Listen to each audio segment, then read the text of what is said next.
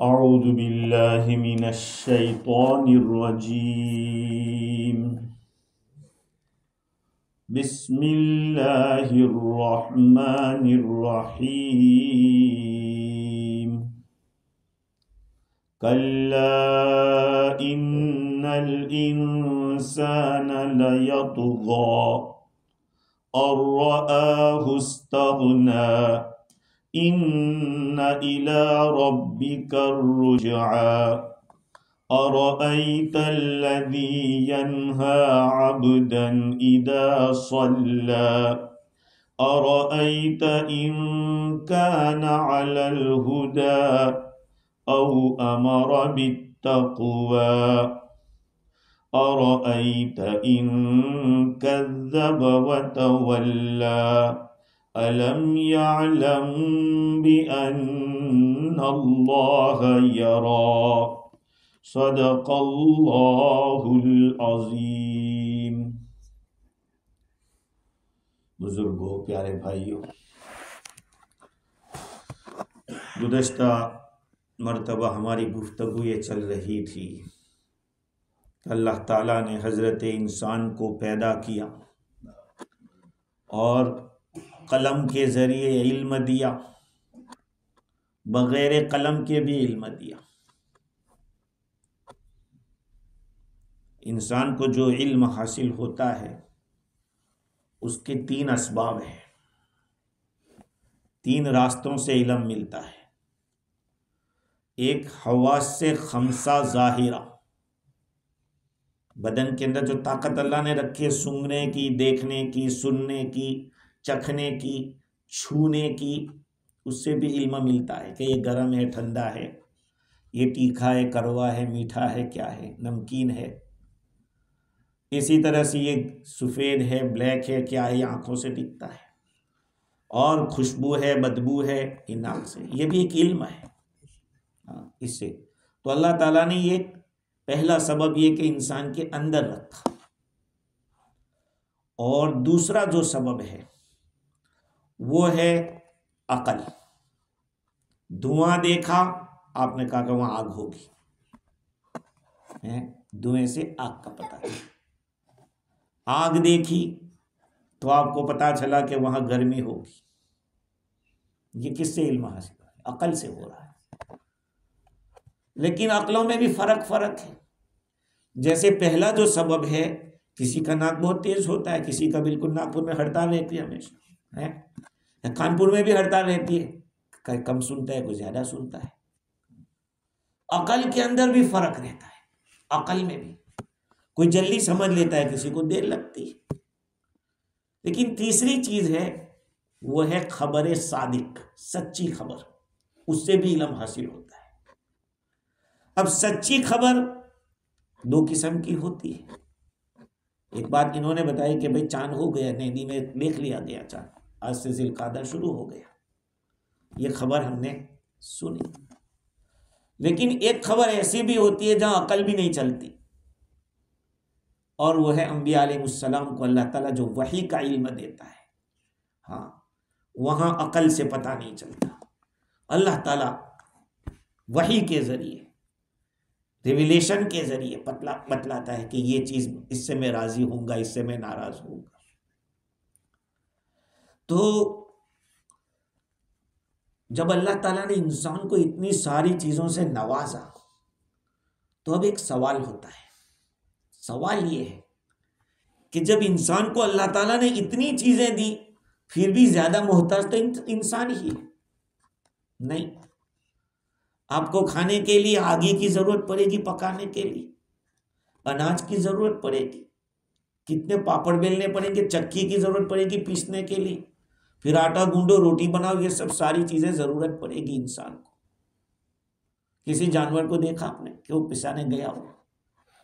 نہیں، اس کو کوئی ضرورت نہیں، اسے کھا لیا۔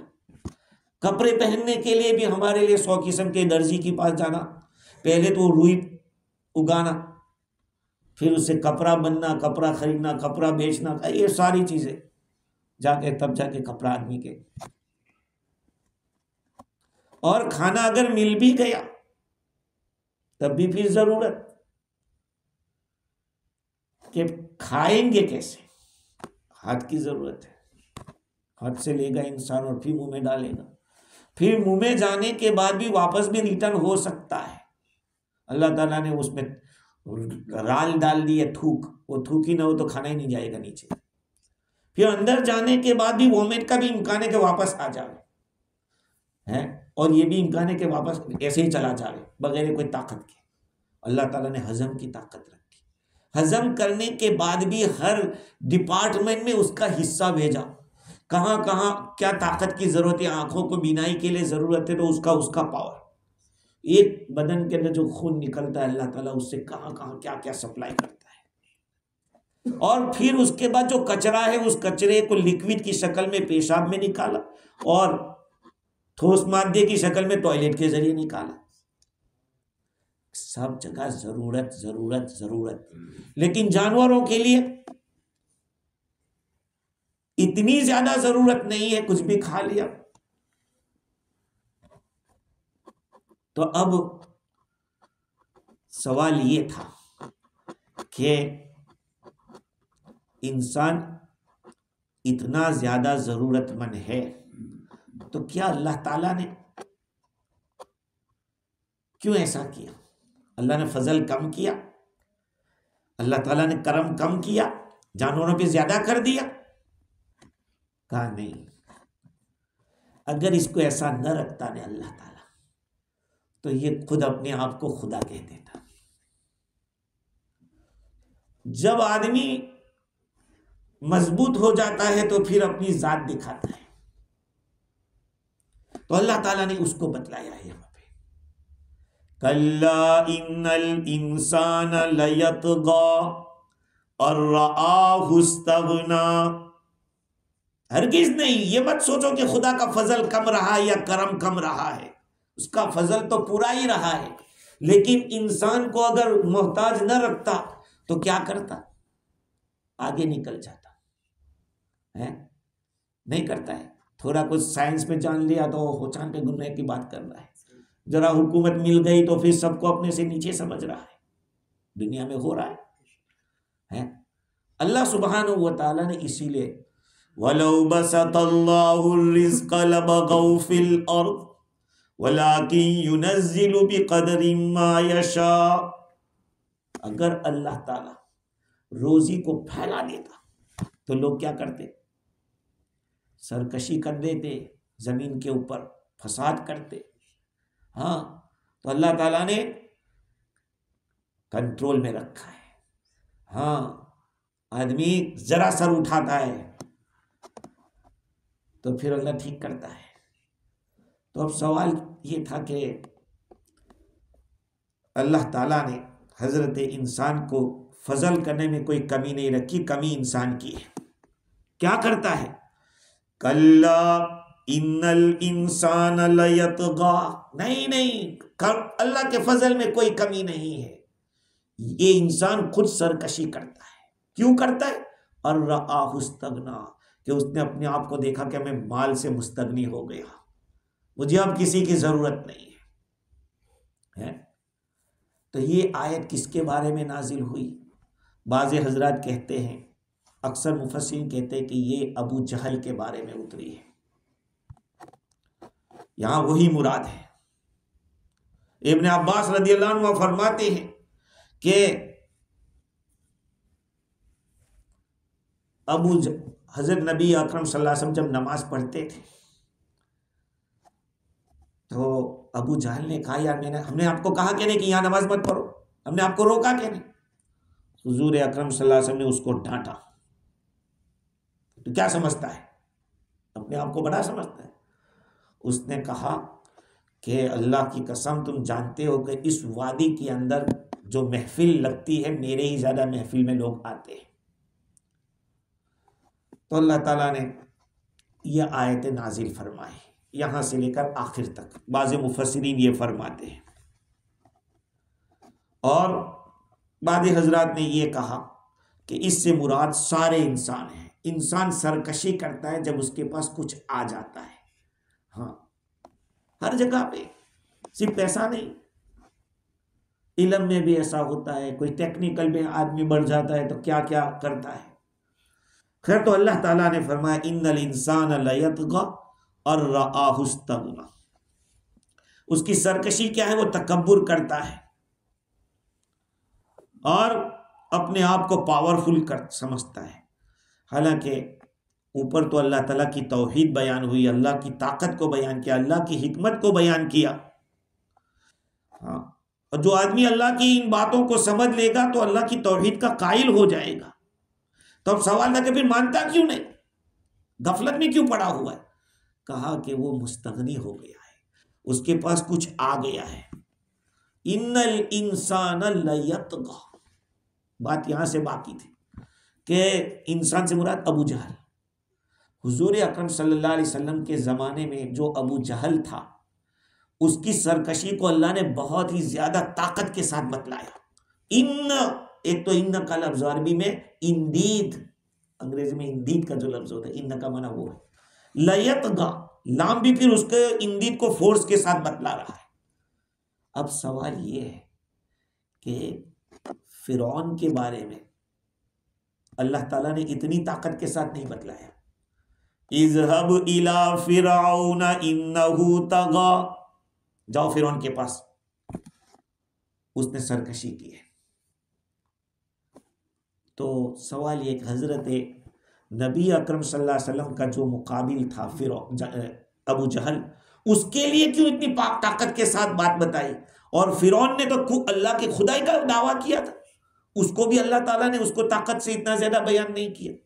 اس کا ایک جواب یہ ہے کہ موسیٰ علیہ السلام سے اللہ تعالیٰ نے یہ بات جب فرمائی تھی، اس وقت اس نے خدائی کا دعویٰ نہیں کیا تھا، اس سے پہلے کی بات ہے۔ موسیٰ علیہ السلام اس کے سامنے دلائل پیش کرے، اس سے پہلے کی بات ہے، اس نے ربوبیت کا دعویٰ بعد میں کیا تھا۔ اور یہاں حضور صلی اللہ علیہ وسلم کو تسلی دینا ہے، کیونکہ ابو جہل تو خاندان کا آدمی تھا، رشتہ دار تھا، اس لیے اللہ تعالیٰ نے بہت طاقت کے ساتھ اس کو بتلایا حضور کے مد مقابل کے بارے میں۔ اور دوسری ایک بات یہ ہے کہ فرعون، اس کے پاس حکومت تھی، لیکن وہ کفر کی بات تو کرتا تھا، لیکن اس سے آگے نہیں بڑھتا تھا۔ وہ حضرت موسیٰ علیہ السلام کے قتل کے لیے اور تکلیف پہنچانے کے لیے آگے نہیں بڑھتا تھا۔ ابو جہل کے پاس تو کوئی پاور بھی نہیں تھا، اتنی کوئی اس کو عہدہ ملا ہو، پھر بھی حضور کو ستانے کی کوشش، حضور کو قتل کرنے کی سازش یہ کرتا رہتا تھا ابو جہل۔ اور تیسری بات یہ ہے کہ فرعون نے تو موسیٰ علیہ السلام پر شروع میں احسان کیا تھا، پالا پوسا بڑا کیا، اور آخر میں یہ بھی بولا تھا آمنت برب ہارون و موسیٰ، کہ میں موسیٰ کے رب پر اور ہارون کے رب میں ایمان لے آیا۔ ڈوبتے ڈوبتے وہ بولا تھا آمنت برب ہارون و موسیٰ۔ لیکن جو ابو جہل تھا وہ تو حضور سے بچپن سے ہی حسد کرتا تھا، بچپن سے ہی اس نے حسد کیا، اور آخر میں جاتے جاتے بھی اس نے یہ کہا تھا کہ بلغوا انی محمدن انی اموت ولا احد ابغض الی منہ، کہ میں مر رہا ہوں، یہ کیا کہہ رہا تھا کہ میری طرف سے بات پہنچا دو محمد کو صلی اللہ علیہ وسلم کہ میں اس دنیا سے جا رہا ہوں، لیکن میرے نزدیک سب سے ناپسند آدمی تو ہے۔ نبی کے بارے میں اس نے آخر میں جاتے جاتے بھی یہی کیا۔ کتنا گمن تھا، کتنا گمن، اسی کے بارے میں اس کا سر بہت بڑا تھا۔ وہی تقریباً وہی ہے کہ بدر کی لڑائی میں اس کا جب گلا کاٹا گیا تو کس نے کاٹا تھا؟ عبداللہ بن مسعود رضی اللہ عنہ، جو کمزور صحابی، غریب قسم کے لوگوں میں سے، تو مرتے مرتے کہہ رہا تھا کہ کاش کوئی بڑے خاندان کا آدمی میرا گلا کاٹتا۔ اتنا فخر تھا، گمن تھا کہ جاتے جاتے بھی یہ کہہ رہا ہے کہ کاش کہ میرا گلا کوئی بڑے خاندان کا آدمی کاٹتا۔ اور ایک وجہ یہ بھی ہے کہ حضرت موسیٰ علیہ السلام بھی اللہ کے نبی ہے، نبی اکرم صلی اللہ علیہ وسلم بھی نبی ہے، لیکن ظاہری بات ہے کہ ایک کلیم ہے تو ایک حبیب ہے، اور کلیم اور حبیب میں فرق ہے۔ حبیب کا مقام اونچا ہے کلیم کے مقابلے میں، اس لیے جو حبیب کے مقابلے میں آئے گا تو ظاہری بات ہے اس کا تو رد قوت کے ساتھ ہی کیا جائے گا۔ بھائی بدن کے اندر دیکھیے آپ کی آنکھ ہے، اور آنکھ ہے اور اس کے مقابلے میں دوسرا کوئی عضو ہے، ہاتھ ہے، آدمی ہاتھ کی اتنی حفاظت نہیں کرے گا جتنی آنکھ کی کرے گا. وہ جانتا ہے کہ ہاتھ کو تو اتنا زیادہ نہیں، وہ تو ٹھیک ہو جائے گا، لیکن آنکھ کا مسئلہ بڑا ٹیڑھا ہے. تو اللہ تعالیٰ نے اس سورت کے شروع میں علم کی قیمت بتلائی کہ علم کتنا قیمتی ہے، اور بعد میں بتلایا کہ جو مال ہے وہ اگر صحیح ڈھنگ سے نہ لگے یا صحیح ڈھنگ سے نہ کمائے تو اس کی برائی ہے. علم کے اندر رغبت دلانے کے لیے یہی کافی ہے کہ اللہ تعالیٰ نے اپنے قرآن کو جو شروع کیا، نازل کیا، تو علم کی آیت سے شروع کیا. اور مال کے لیے، مال سے نفرت پیدا کرنے کے لیے اور دنیا سے نفرت پیدا کرنے کے لیے اتنا کافی ہے کہ اللہ تعالیٰ نے اس کا ذکر اسی سورت کے آخر میں کیا. حضرت عبداللہ بن مسعود رضی اللہ عنہ فرماتے ہیں رسول اللہ صلی اللہ علیہ وسلم، تقریباً یہ روایت مرفوع ہوگی لیکن اکثر روایتوں کے اندر مرفوع نقل نہیں کیا ہے. حضور فرماتے ہیں منہومان لا یشبع، دو لالچو ایسے ہیں کہ وہ کبھی ان کا پیٹ نہیں بھرتا ہے. منہومان لا یشبع، دو لالچی ایسے ہیں کہ ان کا پیٹ نہیں بھرتا ہے. ایک طالب العلم و طالب الدنیا، علم کا تلاش کرنے والا، علم ڈھونڈنے والا. اصل میں لوگوں کو اللہ کی قسم علم کا جو ذائقہ ہے وہ لوگوں کو پتہ نہیں. کھانے کی لذت یہاں تک رہتی ہے، لیکن علم کی جو لذت ہے وہ برسوں برس تک رہتی ہے. نہیں، اگر کوئی بڑی صورت آپ یاد کر لو تو آپ کو زندگی بھر خوش رہے. مجھے سورہ یاسین یاد ہے، میں نے زبانی کر لیا اس کو، ہمیشہ خوشی رہے گی. اور کبھی بہت اچھا کھا لیا تو وہ تھوڑی دیر کے لیے. علم سب سے پہلی چیز، علم کا تلاش کرنے والا اس کا پیٹ نہیں بھرتا ہے. اس لیے میں کہتا ہوں جس دن آپ کو کوئی نئی بات علم کی نہ حاصل ہو، سمجھو کہ آج میرا دن کچھ گڑبڑ ہوا، مجھے کوئی علم نہیں ملا. اور دوسرا ہے طالب الدنیا، اور دنیا کا طلب کرنے والا، اس کا بھی پیٹ نہیں بھرتا.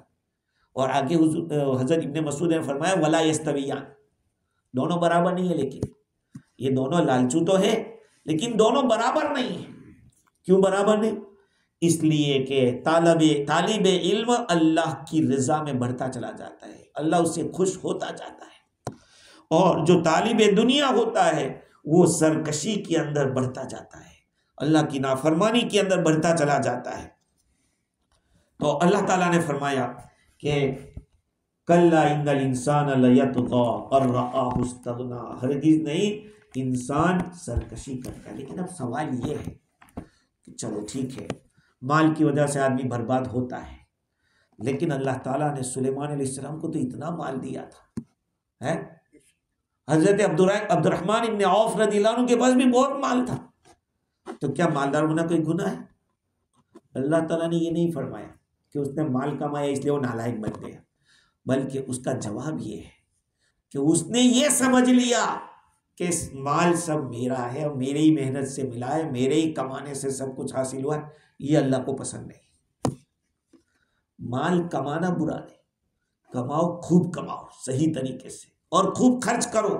اچھے سے اچھا کھاؤ، اچھے سے اچھا پیو، اچھی سے اچھی گاڑی میں رہو، اچھے سے اچھے کپڑے پہنو، گھر والوں کو اچھے سے اچھے کپڑے پہنو، کوئی برا نہیں ہے. لیکن اپنا مال کے آنے کا راستہ، مال کے جانے کا راستہ کلیئر رکھو. اور ان سب چیزوں کے بعد بھی یہ سمجھو کہ یہ خدا کی نعمت ہے، میرا کوئی کمال نہیں. خدا جب چاہے کھینچ بھی سکتا ہے اور خدا چاہے تو اس کو بڑھا بھی سکتا ہے. یہ ساری چیز ایسی ہے کہ اس کی وجہ حضرت سلیمان علیہ السلام مسکین کے ساتھ، غریبوں کے ساتھ بیٹھتے تھے اور کیا فرماتے تھے؟ مسکین جالس مسکین، ایک مسکین دوسرے مسکین کے ساتھ بیٹھا ہوا ہے، بادشاہ ہوتے ہوئے بھی یہ. اور حضور صلی اللہ علیہ وسلم کیا فرماتے ہیں؟ انا عند المنکسرۃ قلوب لی، اللہ تعالیٰ فرماتے ہیں میں ان لوگوں کے پاس ہوں جن کے دل میری وجہ سے ٹوٹے ہوئے ہیں. اللہ تعالیٰ نے اپنے حبیب کو فرمایا کہ ان غریب صحابہ کے ساتھ رہا کرو. خیر، تو مال نافرمانی اور سرکشی کا سبب خود بخود نہیں ہے، بلکہ انسان جب یہ سمجھنے لگتا ہے کہ اب مجھے کسی کی ضرورت نہیں ہے، دنیا کی کوئی طاقت. اس کی مثال یوں سمجھو کہ ایک آدمی کو کھانا مل گیا. یہ مثال دی ہے شاہ عبد العزیز دہلوی رحمۃ اللہ علیہ نے کہ ایک آدمی ہے، اس آدمی کو کھانا مل گیا ہے، اور کھانا ملنے کے بعد وہ یہ کہتا ہے کہ مجھے بھوک سے بے پرواہی حاصل ہو گئی ہے، کھانے سے میں بے پرواہ ہو گیا، کسی کی ضرورت نہیں۔ ارے کیا ضرورت نہیں ہے، یہ ساری چیزوں کی ضرورت ہے۔ اس کھانے کو پیٹ میں صحیح سالم پیٹ تک پہنچانا، اور پیٹ میں پہنچنے کے بعد اس کو روکنے کے بعد پھر اس کو ہضم کرنا، ہضم کر کے اس کی طاقت پیدا کرنا، اور طاقت کے بعد بدن کے اوپر اس کو ہر جگہ جہاں جس کی ریکوائرمنٹ ہے۔ اب آپ سوچئے، آپ کا سر درد کر رہا ہے اور آپ گولی کھاتے ہو، گولی کہاں جاتی ہے؟ تو پیٹ پہ جاتی ہے۔ تو پھر سر کے لیے وہاں کچھ لگانا چاہیے، ایسا ہوتا ہے؟ گولی کھاتے ہیں تو وہ تو پیٹ میں جاتی ہے، لیکن وہ پاور وہاں اللہ تعالیٰ پہنچاتا ہے، ہوتا ہے۔ تو آدمی اگر کھانا مل گیا اور یہ مستغنی ہو جائے کہ بس اب مجھے کوئی ضرورت نہیں ہے، وہ بے وقوف ہے کہ آگے بہت ساری چیزوں کی ضرورت ہے۔ کھانا پیٹ میں جانے کے بعد بھی صحیح سالم نکلے، اس کے لیے دعا ہوئی بھائی۔ ٹوائلٹ سے نکلنے کی بات کیا ہے؟ الحمدللہ الذی اذھب عنی الاذی وعافانی، تمام تعریف ہے اس اللہ کے لیے جس نے مجھے تکلیف دینے والی چیز کو ہٹا لیا اور مجھے عافیت عطا فرمائی۔ اور دوسری ایک بات بتاؤں آپ کو، اگر ٹوائلٹ بھی پورا نکل جائے تب بھی مصیبت، جتنا پیٹ میں سب نکل جائے تب بھی مصیبت، اور بالکل نہ نکلے تب بھی مصیبت۔ انسان کو اللہ تعالیٰ نے ایسا باندھ کے رکھا ہے کہ ذرا بھی سر نہیں اٹھا سکتا، لیکن اگر پھر اٹھائے تو کیا ہے؟ پھر ڈنڈا ہے اللہ کے پاس ہے۔ اللہ تعالیٰ فرما رہے، کیا فرما رہے؟ ان الی ربک الرجعی، لوٹ کے تو اسی کے پاس جانا ہے۔ یہ آیت ہے اس کے بعد، ہاں، ان الی ربک الرجعی۔ لیکن اسی لیے حضور اکرم صلی اللہ علیہ وسلم دعا کرتے تھے، اللہم انی اعوذ بک من غنی یطغینی، اے اللہ میں ایسی مالداری سے پناہ مانگتا ہوں جو مجھے سرکشی میں مبتلا کر دے، او فقری ینسینی، او فقری ینسی، اور ایسی محتاجی سے میں پناہ مانگتا ہوں جو بھلا دے۔ آدمی جب غریب ہو جاتا ہے، محتاج ہو جاتا ہے، پائی کے لیے جب تک اس کو کچھ یاد نہیں رہتا ہے، دعائیں حضور کی یاد کرو، ہاں، جتنا پہلے سیکھا بس اسی پہ انپ مت کرو، آگے بڑھو، آگے سیکھو کہ اور کچھ سیکھیں گے، اور کچھ پڑھیں گے ہم لوگ، ہاں، کچھ کتابیں بھی ایسی پڑھو کہ جس سے آپ کا علم بڑھتا ہو۔ پوچھ لیا کرو کہ بھئی یہ پڑھوں یا نہ، اس لیے کہ رائٹر اور آتھر کو بھی دیکھنا پڑتا ہے، کبھی کبھی زہریلی چیز ڈال لیتا ہے۔ آج کل تو بہت یوٹیوب کے اوپر بڑی بڑی داڑھی والے آ رہے ہیں، شیعہ قسم کے لوگ، عقیدے خراب، بعد اس طرح کے لکھیں گے انجینئر اور یہ صاحب اور وہ صاحب، وہ اپنا زہر ڈالتے ہیں۔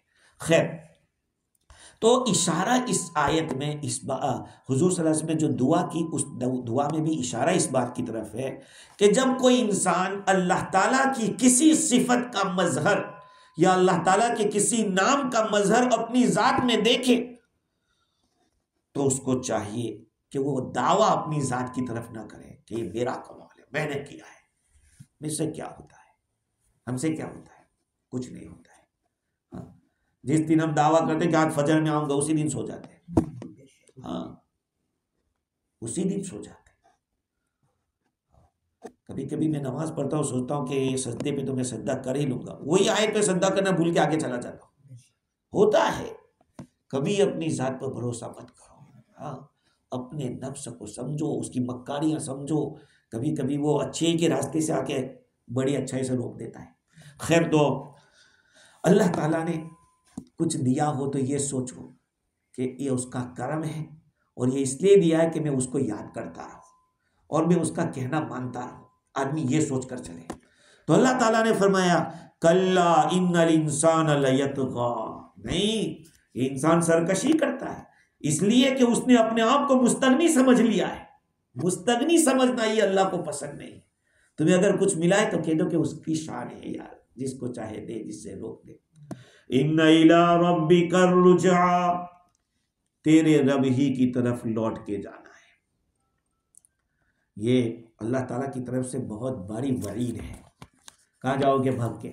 آنا تو یہیں پہ پڑے گا تمہیں۔ ان الی ربک الرجعی، اس کا ایک مطلب تو یہ ہے کہ جو کچھ نیکی کی ہے اس کا ثواب، یا جو کچھ برائی کی ہے اس کی سزا، چاہے تکبر کیا ہو، سرکشی کی ہو، سب یہیں پہ چکائیں گے اللہ تعالیٰ۔ وَلَا تَحْسَبَنَّ اللَّهَ غَافِلًا عَمَّا يَعْمَلُ الظَّالِمُونَ، تم، اللہ تعالیٰ کو ہرگز غافل مت سمجھنا کہ اللہ تعالیٰ بے خبر ہے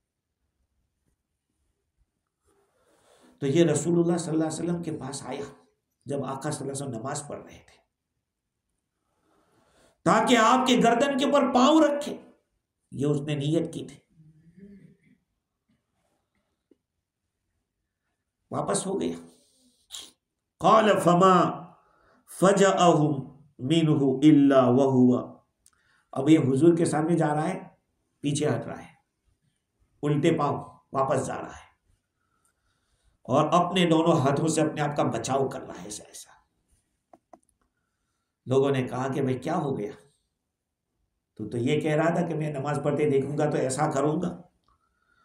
اس نے کہا کہ ان بینی و بینہ خندقا من نار، میرے اور محمد صلی اللہ علیہ وسلم کے بیچ میں ایک آگ کی ویلی آ گئی تھی، خندق آ گئی تھی، خندق تھی، اور اس کے ساتھ ساتھ ایک گھبراہٹ اور بہت سارے ونگز دکھ رہے تھے، پر جس کو کہتے ہیں پانکھیں۔ تفسیر کی کتاب میں لکھا کہ وہ فرشتوں نے پر بچھائے تھے اسے، کہا کہ وہاں میں پانکھیں دیکھ رہا تھا۔ رسول اللہ صلی اللہ علیہ وسلم نے ارشاد فرمایا ان دنا منی لو دنا منی لختطفته الملائکۃ عضوا عضوا، اللہ کی قسم اگر یہ مجھ سے قریب ہوتا تو اس کے بدن کے ایک ایک عضو کو فرشتے توڑ توڑ کے رکھتے تھے، اس کو اچک لیتے ایک ایک عضو کر کے، پوری باڈی نہیں اٹھاتے، ایک ایک عضو کر کے اس کو اٹھاتے۔ اللہ تعالیٰ نے اس آیت کے اندر یہ بتلایا اَرَأَيْتَ الَّذِي يَنْهَى عَبْدًا إِذَا صَلَّى، مطلب یہ ہے کہ اللہ تعالیٰ کی عبادت سے روکنا۔ دیکھو شاہ عبد العزیز دہلوی رحمۃ اللہ علیہ لکھتے ہیں کہ واقعہ تو ابو جہل کا ہے، یہ قصہ اس کا ہے، لیکن جو کوئی بھی اللہ تعالیٰ کے دین میں رکاوٹ ڈالے گا، اللہ کی عبادت میں رکاوٹ ڈالے گا، وہ اس وعید میں داخل ہے، وہ ایسا ہی ہے جو ابو جہل نے کام کیا، تو ابو جہل کی فہرست میں وہ بھی آ جائے گا۔ اب سوال یہ ہے کہ تم بیان میں کہتے رہتے کہ 5 وقت میں نماز پڑھنا منع ہے، جب سورج نکل رہا ہو، سورج سر پہ ہو، سورج ڈوب رہا ہو، اور عصر کی نماز پڑھ لی ہو تو اس کے بعد نماز نہیں، فجر کی نماز پڑھ لی ہو اس کے بعد نماز نہیں، تو یہ بھی تو آپ منع کر رہے ہو۔ اسی طرح آپ نے یہ کہا کہ عورت نفل روزہ رکھے گی، شوہر کی اجازت سے رکھے، شوہر نہ گئے نہیں رکھنا ہے تو نہ رکھے۔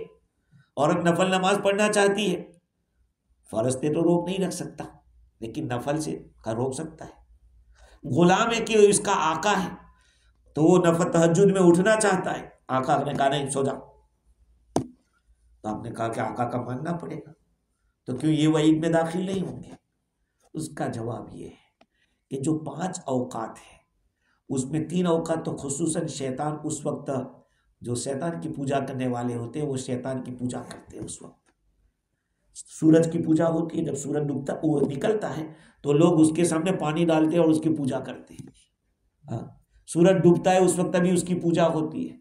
امت کو کہا کہ تم اس وقت نماز مت پڑھو، کسی اور کے ساتھ مشابہت نہ ہو جائے، اور دوسرے 2 اوقات بھی فجر کے بعد اور عصر کے بعد کا، مغرب عصر کے بعد کا جو 2 وقت ہے وہ بھی روایت سے ثابت ہے، اس کی بھی اسی طرح کی وجہ ہے۔ لیکن جو غلام کو اور بیوی کو کہا گیا اس میں اصل میں اس لیے کہا گیا کہ وہاں شوہر کے بھی حقوق ہیں، جس میں شوہر ان اوقات میں اپنا فائدہ اٹھا سکتا ہے، تو اللہ تعالیٰ نے بندے کے حق کو ترجیح دی کہ اچھا ٹھیک ہے، نفل نماز کے لیے تو کوئی بات نہیں، غلام کے لیے اس کے آقا کا حق ہے۔ تو گویا کہ یوں کہا گیا کہ ایک عبادت سے دوسری عبادت کی طرف پھیرا گیا۔ وہ نفل نماز پڑھتا تو اللہ کی عبادت کرتا، لیکن آقا کی خدمت کر رہا ہے تو اللہ تعالیٰ نے یہ بھی حکم دیا کہ اپنے مالک کی اطاعت کرو، اپنے مالک کی خدمت کرو۔ عورت کو کہا اپنے شوہر کی خدمت کرو، تو ایک عبادت سے دوسری عبادت کی طرف پھیرا گیا ہے، اس لیے وہاں کوئی سوال نہیں ہو سکتا۔ ہاں یہیں پر وہ مسئلہ بھی آ جائے گا جو کل میں نے یہاں پہ بیان کیا تھا، عورتوں کو مسجد سے مت روکو، یہ مسئلہ بھی یہاں آئے گا۔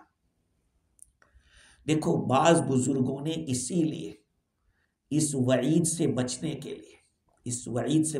لیے احتراز کیا آپ لوگوں کو قصہ تو میں نے بتایا تھا کہ عید کی نماز کا وقت تھا. حضرت علی رضی اللہ امیر المؤمنین، ایک آدمی آیا اور عیدگاہ کے اندر نماز پڑھنے لگا. کہا بٹھا اس کو. وہ نہیں بیٹھا. کسی نے کہا کہ حضرت اس کو ہم زبردستی بٹھا دیں.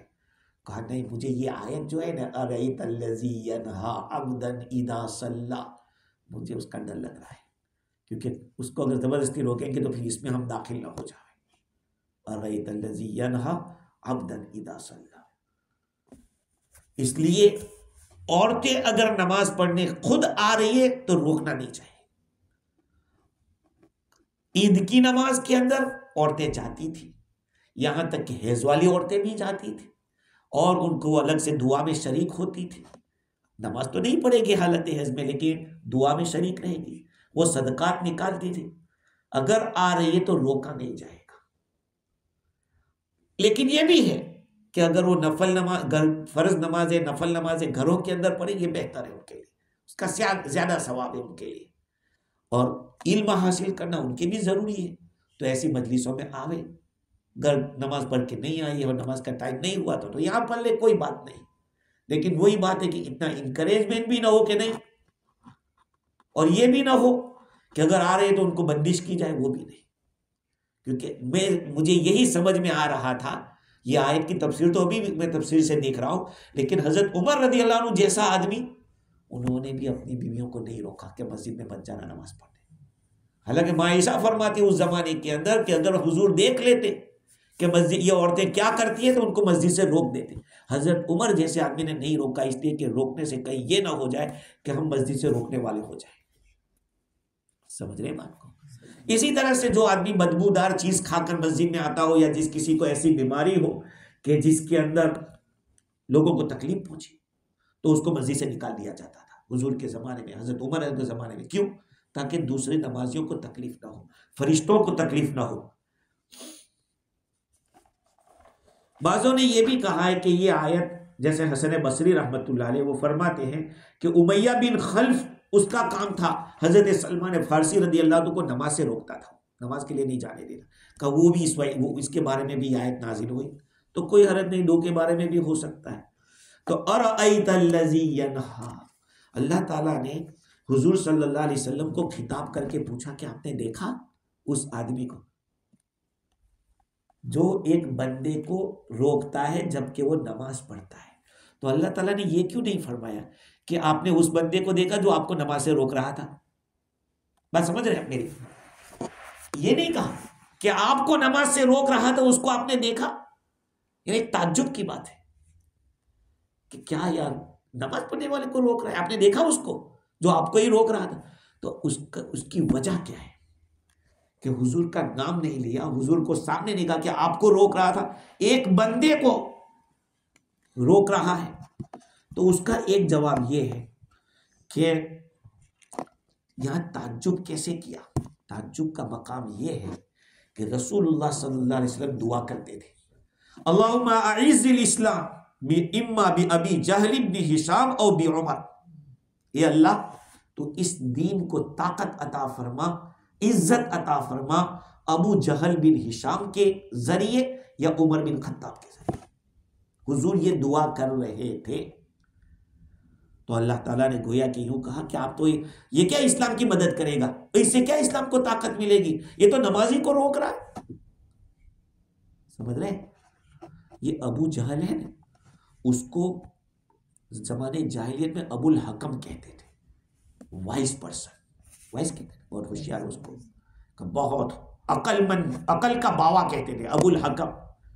لیکن وہ اسلام میں داخل نہیں ہوا تو اس کو اسلام کے اندر ابو جہل کہا گیا کہ تیری عقل کس کام کی کہ اتنا پاکیزہ دین تجھے سمجھ میں نہیں آئے. تو اس کا نام ابو جہل کر دیا ابو الحکم نے. تو یہ تعجب کا مقام ہے کہ آپ کیا ان سے امید رکھتے ہو کہ اس سے اسلام کو طاقت ملے گی، یہ تو نمازی کو بھی روک رہا ہے. اور ایک وجہ راضی نے یہ لکھی کہ جو اس کو ابو الحکم کہتے تھے تو اللہ تعالیٰ نے کہ یہ کیا اس لائق ہے اس کو ابو الحکم کہا جائے، یہ تو ابو جہل کہنے کے لائق ہے کہ جو اپنے رب کی خدمت سے روک رہا ہے، اپنے رب کی ماننے سے روک رہا ہے اور بتوں کے سامنے سجدہ کرتا ہے. ایک وجہ یہ بھی لکھی ہے کہ یہی تو احمق اور بے وقوف ہے وہ کیا سوچتا ہے کہ لوگ میرا کہنا مانیں، حالانکہ نہ وہ خدا ہے، نہ پیدا کرنے والا ہے، نہ رب ہے۔ اور کتنا بے وقوف جو جس رب نے پیدا کیا ہے اس رب کی عبادت سے روک رہا ہے، اور خود نے تو کچھ کیا نہیں اور کہتا ہے میرا کہنا مانو، کہ یہ تعجب کا مقام ہے۔ اچھا، اور عبدن، حضور صلی اللہ علیہ وسلم کو عبدن کہا، کیوں؟ اس لیے کہ اگر کامل بندہ کسی کو کہا جائے، کامل بندہ، تو وہ حضور اکرم صلی اللہ علیہ وسلم۔ ہاں، مطلب یہ ہے کہ اگر پوری دنیا مل کر بھی حضور صلی اللہ علیہ وسلم کی عبدیت کو کوئی بیان کرنا چاہے نہیں کر سکتا، حضور کی عبدیت کو بیان نہیں کر سکتا، حضور کے اخلاص للہیت کو نہیں بیان کر سکتا۔ حضرت عمر رضی اللہ تعالیٰ عنہ کا زمانہ تھا، یہودیوں کا ایک بہت بڑا ہوشیار اور سمجھدار آدمی آیا، اور اس نے حضرت عمر رضی اللہ تعالیٰ عنہ سے پوچھا، یہ واقعہ میں نے پہلی دفعہ پڑھا ہے، میں آپ کو بتا دوں، میں نے کسی کتاب میں پڑھا نہیں ہے، یہ 700 سال پرانی کتاب ہے۔ حضرت عمر رضی اللہ عنہ سے آ کے وہ پوچھتا ہے کہ حضور کے اخلاق بیان کرو، تو حضرت عمر رضی اللہ عنہ فرمایا کہ بلال کے پاس جاؤ، حضرت بلال رضی اللہ عنہ کو پوچھو، وہ خادم تھے، وہ خادم زیادہ جانتا ہے اخلاق۔ حضرت بلال رضی اللہ عنہ کے پاس گئے تو حضرت بلال نے فرمایا کہ بھائی فاطمہ کے پاس جاؤ، فاطمہ زیادہ جانتی، ان کی بیٹی ہے۔ حضرت فاطمہ رضی اللہ تعالیٰ عنہ کے پاس وہ گیا، کہا کہ علی کے پاس جاؤ۔ حضرت علی رضی اللہ عنہ کے پاس جب گیا، اس نے سوال کیا، تو حضرت علی رضی اللہ عنہ اس کو سوال کیا کہ یہ جو دنیا کا سامان ہے نا، دنیا، اس کو تم میرے سامنے بیان کرو، اس کی تعریف، اس کی ڈیفینیشن بتلاؤ، تاکہ میں حضور کے اخلاق بتلا سکوں۔ تو اس نے کہا کہ میں نہیں کر سکتا۔ کہا کیوں؟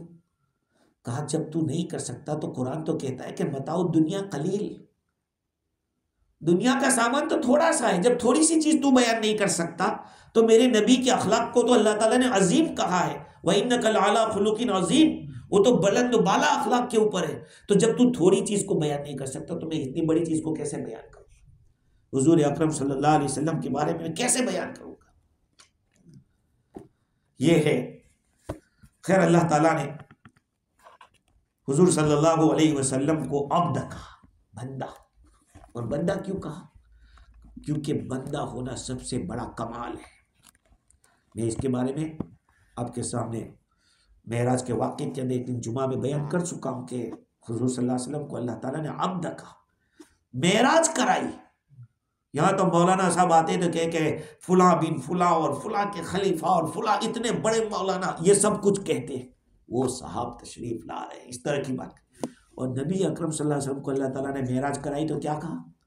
سبحان الذی اسری بعبدی، پاک ہے وہ ذات جو اپنے بندے کو رات کے ایک حصے میں لے کر گئی۔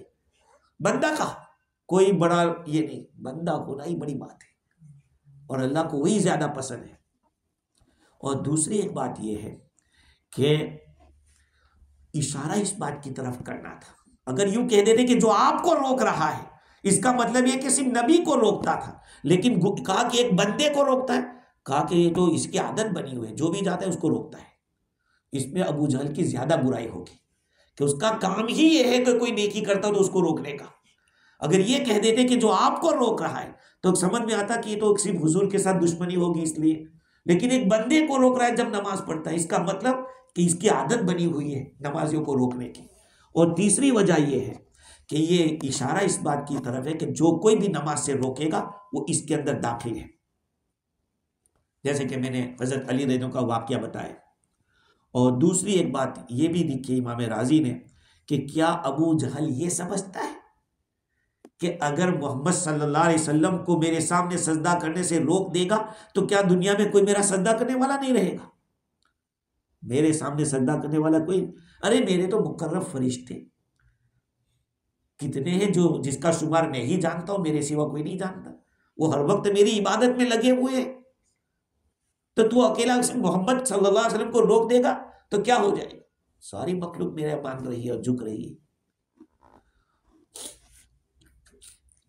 دیکھو ایک بات یہ ہے حضرت علی رضی اللہ تعالیٰ کا جو واقعہ تھا کہ آپ کا ادب دیکھو کہ آپ نے کہا کہ نہیں مجھے اس آیت کا ڈر لگ رہا ہے، حالانکہ وہ بات تو صحیح کر رہے تھے کہ حضور صلی اللہ علیہ وسلم سے ثابت نہیں کہ عید کے عیدگاہ کے اندر عید کی نماز سے پہلے اور بعد میں کوئی نفل پڑھے، یہ نہیں ہے۔ یاد رکھو رسپیکٹ بہت بڑی چیز ہے، اس آیت سے وہ ڈر رہے تھے۔ یہی سے ایک مسئلہ امام ابو حنیفہ رحمۃ اللہ علیہ نے نکالا، سننا بہت آپ کو سمجھ میں آ جائے گا۔ امام ابو یوسف رحمۃ اللہ علیہ نے امام ابو حنیفہ رحمۃ اللہ علیہ سے ایک سوال کیا۔ سوال یہ تھا کہ کیا نمازی نماز پڑھتے ہوئے جب رکوع سے سر اٹھائے سمع اللہ لمن حمیدہ، اس وقت وہ یہ کہہ سکتا ہے کہ اللہم اغفر لی، کیا کہ اللہ تو میری مغفرت کر دے؟ کہا یہ کہہ سکتا ہے؟ اگر یوں کہتے کہ نہیں تو کیا مطلب، یہ تو مغفرت مانگ رہا ہے، اور نہ کہہ رہے تو مغفرت مت مانگو۔ امام ابو حنیفہ رحمۃ اللہ علیہ نے فرمایا کہ وہ ربنا لک الحمد کہے اور پھر سجدے میں چلا جائے۔ سمجھ رہے بات کو؟ یہ نہیں کہا کہ اللہ اغفر لی مت بول، بلکہ ربنا لک الحمد بولے اور پھر سجدے میں چلا جائے۔ یہ ادب ہے، کیونکہ اللہ کی اگر وہ اللہ مغفر لی کہہ رہا ہے اور آپ نے کہا مت کہو اللہ مغفر لی، وہ رک جائے گا، وہ تو مغفرت مانگ رہا ہے اللہ تعالیٰ سے۔ اس لیے ادب بہت بنیادی چیز ہے۔ ان لوگوں نے قرآن کی ہر چیز سے، آیت سے، حدیث سے ایسی چیزیں سیکھی۔ اور دوسری ایک بات ہے کہ اللہ کے نبی کا نام نہیں لیا، ایک بندے کو حضور کی شان بتلا رہے اللہ تعالیٰ۔ اور اللہ کا نبی جیسے قرآن کے اندر انا انزلناہ، ہم نے اس کو اتارا، کس کو اتارا؟ قرآن کو۔ لیکن قرآن کا ذکر پہلے نہیں ہے، پھر بھی اللہ نے قرآن کو بڑا بتلانے کے لیے اس کا نام نہیں لیا۔ ایسے نبی کا بھی نام بندہ کہنا، اللہ تعالیٰ کا خاص بندہ، یہ حضور ہے، خاص بندے۔ اس لیے قرآن مجید میں کئی جگہوں پر اللہ تعالیٰ نے اپنے حبیب کے نام کو صرف 3-4 جگہ پہ استعمال کیا۔ 4 پارے میں، 26ویں پارے میں ہے، سورہ محمد میں ہے، 3 جگہ، زیادہ نہیں ہے۔ لیکن بندہ کئی جگہ پہ ہے، جیسے کہ سورہ کہف میں الحمدللہ الذی انزل علی عبدہ، وہاں بھی حضور مراد ہے۔ وَأَنَّهُ لَمَّا قَامَ عَبْدُ اللَّهِ يَدْعُوهُ كَادُوا يَكُونُونَ عَلَيْهِ لِبَدًا، سورہ جن کے اندر بھی ہے، وہاں بھی حضور مراد ہے۔ تو عبد کا لفظ بہت بڑی اچھی صفت ہے۔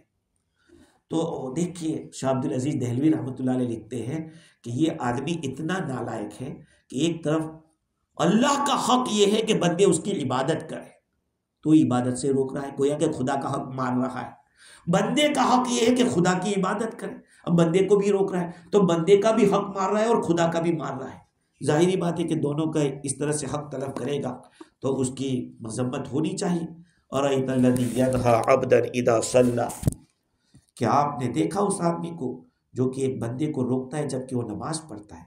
اَرَأَيْتَ إِنْ كَانَ عَلَى الْهُدَىٰ أَوْ أَمَرَ بِالتَّقْوَىٰ، کیا رائے ہے اگر وہ ہدایت پر ہوتا یا یہ کہ تقوی کا حکم دیتا تو کتنا اچھا ہوتا ہے۔ جی یہاں سے اپنے بات باقی رکھتے ہیں، انشاءاللہ آئندہ پھر یہیں سے گفتگو کریں گے۔ اللہ تعالیٰ مجھے بھی اور آپ کو بھی علم نافع سے نوازے اور بہت تک علم کے ساتھ وابستہ رکھے، قرآن کے ساتھ وابستہ رکھے۔ وآخر دعوانا الحمدللہ۔